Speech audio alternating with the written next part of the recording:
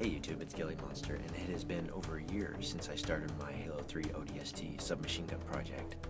When I started this project back in February 2014, it took till July 2014, and it involved a lot of trial and error on my part because I really had no idea what I was doing. I also don't have a belt sander or things like a bandsaw or jigsaw, things that really speed up the Nerf modding process. So every cut in this thing is made by hand using a Dremel tool. So that and the fact that I didn't really have to start out with a plan, I just kind of made it up as I went along, is why it took so long to make. So now that I've had a bit more experience working with Nerf guns and all the different materials like JB plastic weld, stuff like that, I reckon I could probably do this in maybe a week's time. I started from front to back. The first part of this mod is the Suppressor, which is made using a Spectre's barrel attachment and then an outer sleeve of black ABS plumbing pipe that you can find at Home Depot and Lowe's and other home improvement stores. It was kind of tricky getting the Spectre's barrel attachment to sit centered within the pipe. What I eventually settled on was using Lexan polycarbonate heated up over a heat gun till it's almost like a Play-Doh-like consistency. And so then I used that, I coated the Spectre's barrel attachment with a few pieces of it and then put the plumbing pipe over it, so that way while the Lexan was still malleable, I could adjust it and move it back and forth and get a really good fit. Once the Lexan cooled, I used Gorilla Glue and filled in the gaps to make sure that the barrel wouldn't move. Once that was done, I took what's called a test plug and just using just the top half, and drilled a 7/8 inch hole in the test plug. And the last thing that I did to the suppressor, I figured out that the darts, they would get caught on the inside lip of the test plug cap when fired, so I had to use a retaliator barrel spaced out with electrical tape, so that way the darts can make it all the way through the barrel. The next portion of this mod is the flashlight and pistol laser sight combination accessory that I made. Basically, I just use commercially available high power flashlight and then a laser sight that has a permanent on-off switch that if you click it, it'll stay on. Click it again, it shuts it off. I used those and then a Mission App tactical rail mount, and basically I disposed of the cradle portion of that accessory as well as the main body, and then just saved the actual rail mount portion. Then I took a couple of big zip ties and then zip tied the flashlight to the mount, and then took a couple of smaller zip ties and zip tied the laser pointer to the flashlight. The next thing I did was take some Tester's modeling putty and use that as a seam filler. But I wish at the time that I had known about JB plastic weld, because that produces a far superior structurally sound item.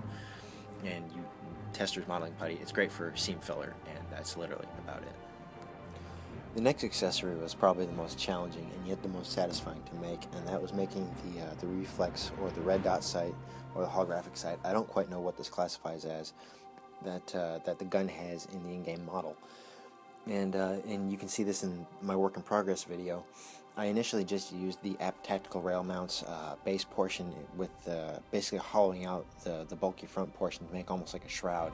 But it didn't look right, the proportions were off, and I just wasn't satisfied with it. And I was rummaging through the parts I had left over, and I found that I still had the Spectre's trigger catch. So basically I cut that down, and it was almost the perfect size and shape for this sight. And then I took a piece of polycarbonate and cut it and sanded it down by hand. It actually took quite a bit to make just that single bit of polycarbonate without scratching it and making it look messy. Took a drill bit, drilled out that hole in the center, and then used my Dremel tool to add like the crosshair tick marks you can see around the outside. And then I secured that in place after I cut off the front shroud of the rail mount, and secured that in place with hot glue and modeling putty, and then took another piece of polycarbonate, cut it to fit the front of the sight, heated it up over a heat gun, and then bent down those two little kind of wings you can see on either side of the actual sight itself, and then secured the front plate in with screws.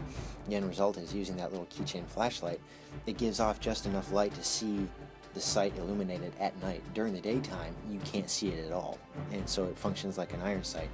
And looking from the front, you can't see the glow even at night, so that's exactly what I wanted.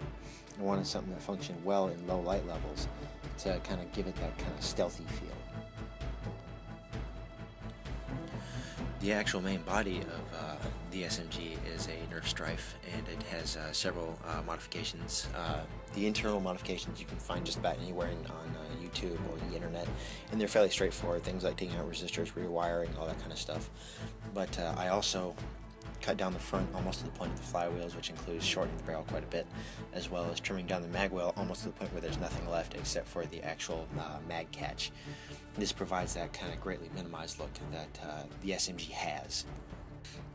The Foregrip was probably one of the hardest accessories to hone in on, simply because Nerf guns have a certain proportion to them, and if you try and say use a tactical accessory that you can use on a real firearm, it doesn't look quite right. And I spent probably a couple of months trying to figure out how I could do the Foregrip and still make it either collapsible or removable or something like that. And I had a reflex laying around, and I looked at the pistol grip and I thought that is the perfect size compared to the actual Strife's grip itself, and it had the right proportions, right length, and all that stuff.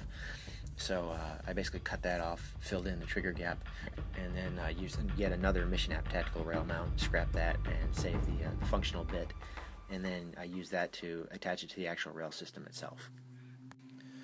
The next piece that really helps sell kind of the minimized look of the SMG is the dummy magazine that I made for it. It's a 6-shot magazine, basically cut down to where the only thing that's left is the little stub that helps catch in the magazine well. The rest of it has been reinforced and filled in with polycarb and ABS cement and screws, and it just helps kind of smooth out that look after I hollowed out the magazine well. It doesn't actually work.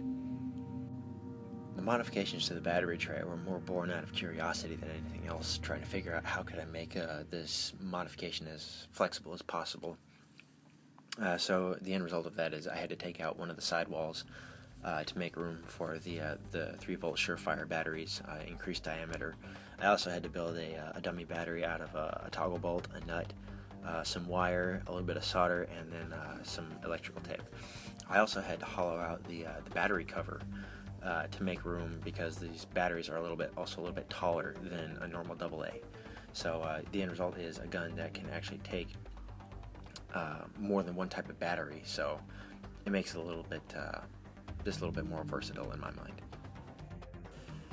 The final portion of this gun is the buttstock, and the majority of it is made from a Raiders collapsible stock, so that way you have just one more feature that the gun has in the game. Then I also used the Spectre's buttstock, cut off probably about the top quarter or so, and then made a polycarbonate plate, so that way it flattened it out so I could use some more of that cut down magazine that I used for the dummy mag.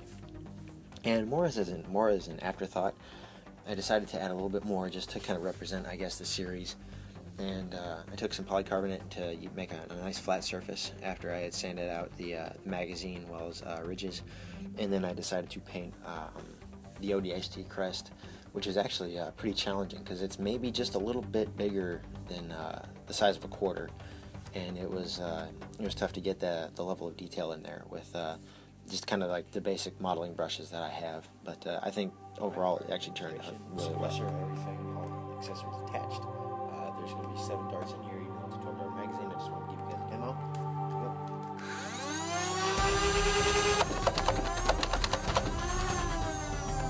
Here's the second demonstration. This is with no accessories, 7 rounds, 12 bolts.